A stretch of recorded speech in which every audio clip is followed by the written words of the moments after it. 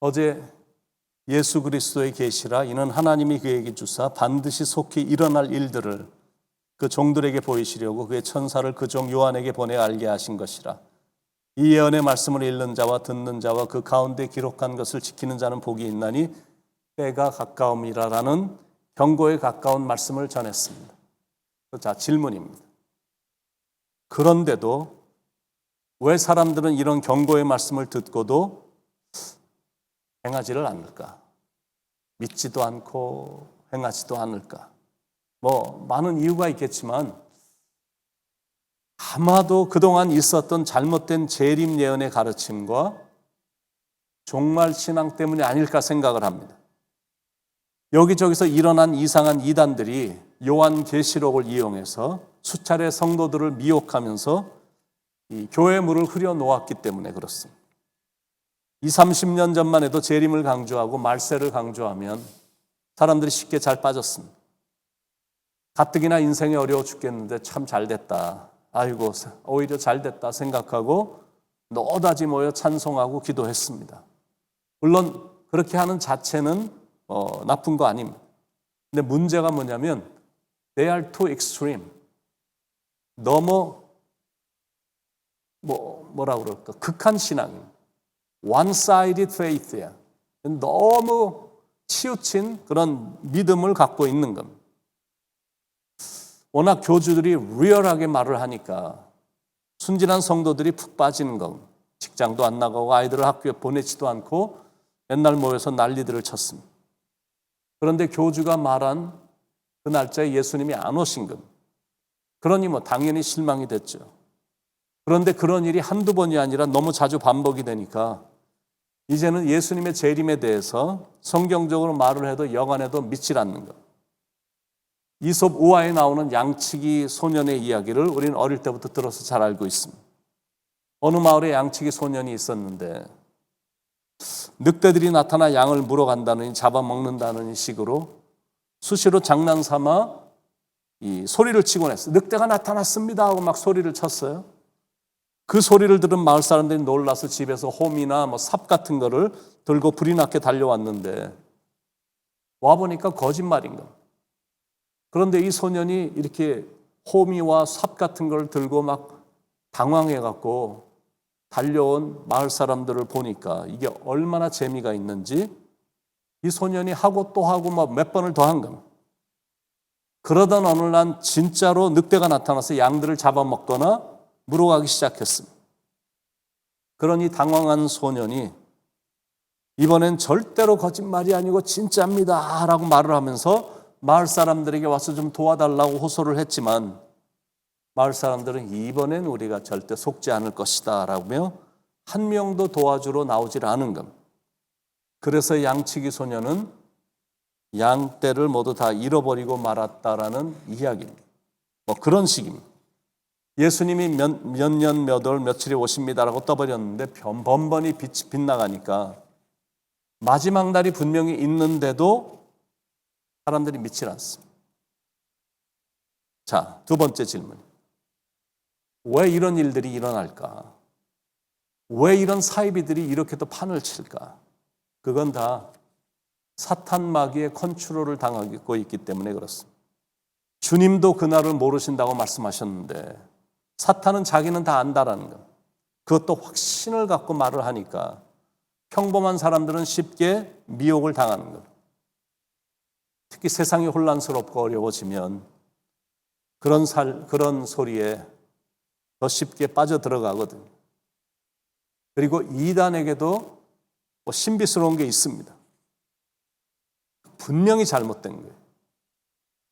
그리고 너무너무 엉성하고 너무 엉뚱하고 다 잘못되고 거짓인데도 거기 한번 빠지면 거기서 나오지 못한다는 게 있어요. 그러니까 결국 폐인이 되고 가정은 파탄이 되고 영혼은 핍절해져서 멸망을 당합니다. 그래서 어떤 사람이 예수님은 몇 년도 몇 월 며칠에 온다고 말하면 절대 들을 필요조차도 없는 겁니다.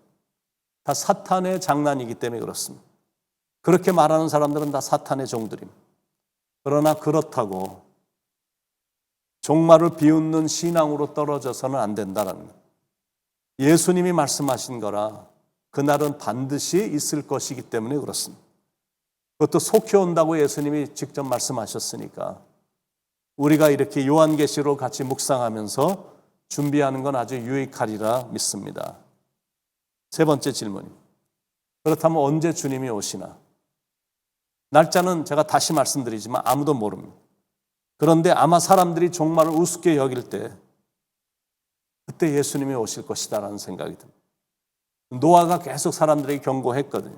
그런데 사람들은 노아의 말을 우습게 생각하고 듣지도 않았어요. 그런데 때가 되자 하늘에서 물이 40일간 주야로 내림으로 하나님의 말씀에 순종했던 노아와 그의 가족들을 제외하고 모든 사람들은 다 멸망이 됐거든요. 소돔과 고모라 땅에도 계속 경고를 줬거든요. 그런데 소돔과 고모라에 사는 사람들은 그 말을 다 우습게 생각을 했습니다. 그리고 여전히 타락의 극치를 이루는 음란함을 저지른 겁니다. 그래서 하늘에서 무서운 불의 심판이 임한 겁니다.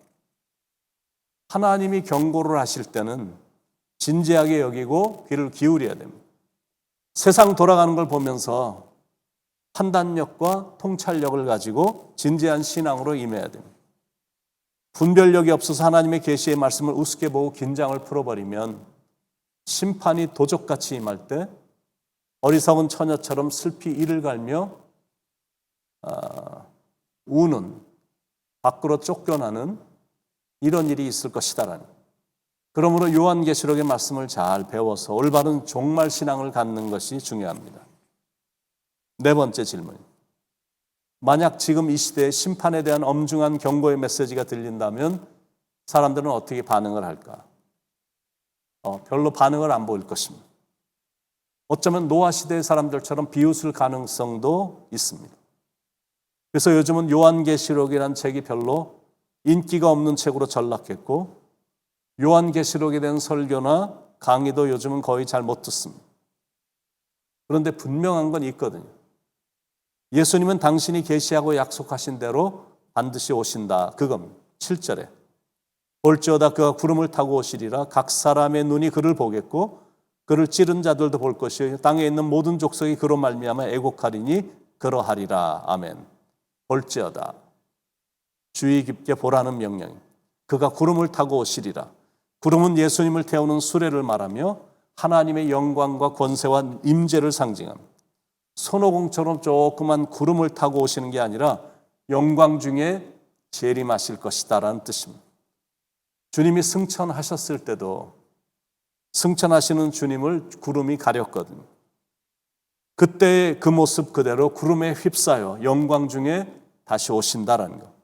각 사람의 눈이 그를 보겠고 이 땅에 살아있는 모든 사람들이 다 개인적으로 예수님을 눈으로 직접 보게 될 것이다라는 것.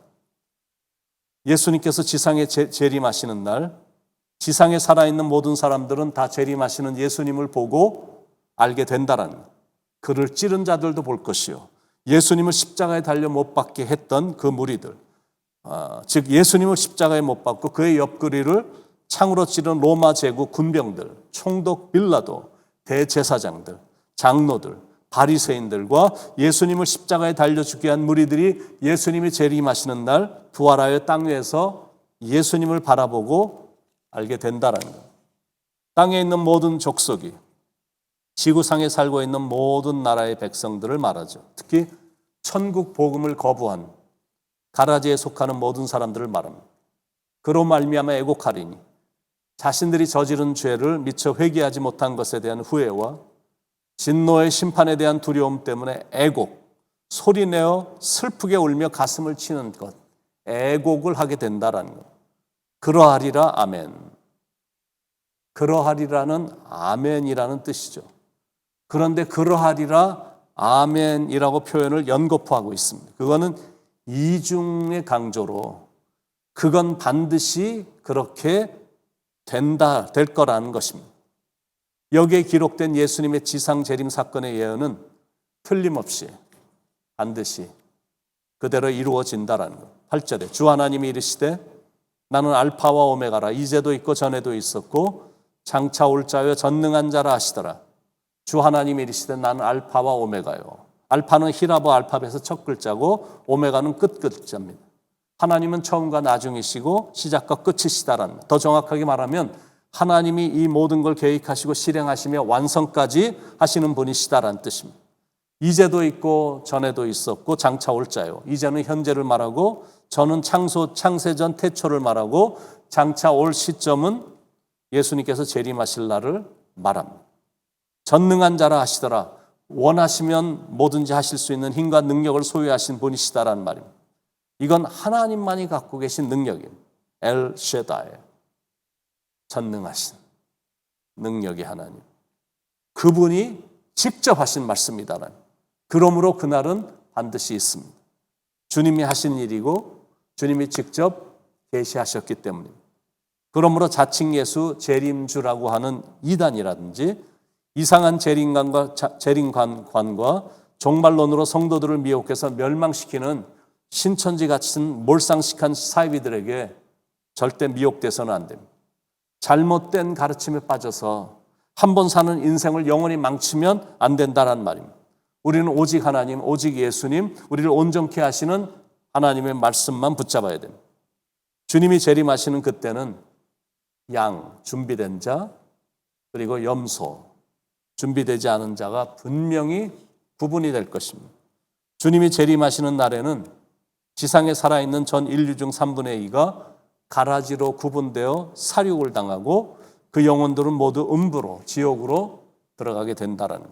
스가랴 13장 8절에 여호와가 말하노라 이 온 땅에서 3분의 2는 멸망하고 나머지 3분의 1은 알곡으로 구분이 돼서 이어서 이루어지는 천년 왕국의 백성이 되는 것이다라는 것. 스가랴 13장 8절 9절 3분의 1은 거기 남으리니 내가 그 3분의 1을 불 가운데 던져 은같이 연단하며 금같이 시험할 것이라. 그들이 내 이름을 부르리니 내가 들을 것이며 나는 말하기를 이는 내 백성이라 할 것이요 그들은 말하기를 여호와는 내 하나님이시라 하리라. 그러므로 오늘 말씀의 핵심은 그때 알곡이 될 수 있도록 양무리에 들어갈 수 있도록 지금부터 알곡이 되고 지금부터 양이 되자라는 것. 예수님이 언제 오셔도 예수님을 맞을 준비를 하자라는 것. 종말의 시간은 몰라도 종말의 확실성은 아니까 슬기로운 다섯 처녀처럼 항상 깨어있는 삶을 살아야 된다라는 것. 그렇게만 되면 주님이 오늘 오셔도 할렐루야, 주님이 내일 오셔도 할렐루야, 주님이 언제든 오셔도 언제든지 할렐루야. 오늘도 주님을 찬송하면서 할렐루야를 외치며 그날을 소망하며 살아가시길 예수님의 이름으로 축원드립니다. 기도하겠습니다. 주님 항상 깨어있어 기도하게 하시고 그날을 소망하며 잘 준비된 정결한 신부로서의 삶을 살아가 주님이 언제 오셔도 할렐루야 준비된 마음으로 주님을 맞아들일 수 있는 그런 성숙한 삶이 될 수 있도록 인도해 주시옵소서. 오늘도 말씀해 주신 주님께 감사드리며 사랑이 많으신 예수님의 이름으로 간절히 기도드립니다. 아멘.